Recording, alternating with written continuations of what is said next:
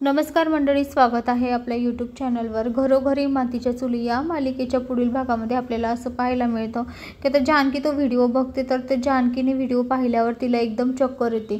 तेव्हा ती चक्कर आल्यावर खाली पडते। तर ऋषिकेश, अवंतिका सगळेजण इतके घाबरतात की खूप जानकीला वाचवण्यासाठी आता सगळेजण पुढे येतात आणि जानकीला वाचवतात। ऋषिकेश तर जानकीला मांडीवर घेतो आणि म्हणतो, जानकी काय झालं, डोळे उघड, डोळे उघड। तर जानकीला खूप मोठा धक्का बसलेला असतो।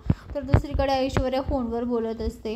ऐश्वर्या आता फोनवर बोलताना अशी म्हणत असते की ते जानकीची चिंता कशाला करायची आहे, आता लवकरात लवकर प्रॉपर्टी माझ्या नावावर करून घ्यायची आहे। आता हे सगळं सारंग ऐकत असतो।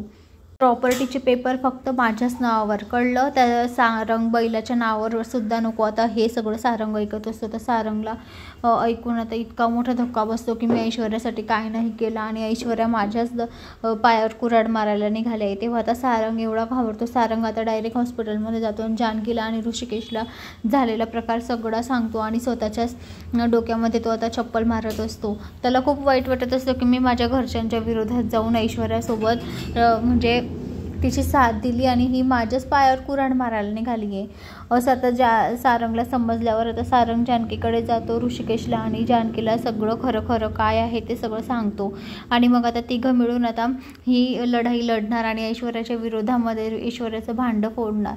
हे आपल्याला येणाऱ्या पुढील भागात पाहायला मिळेल। तर मंडळी, अशाच मालिकेच्या नवनवीन अपडेटसाठी चॅनलला लाईक आणि सबस्क्राईब करा, शेअर करायला विसरू नका। धन्यवाद।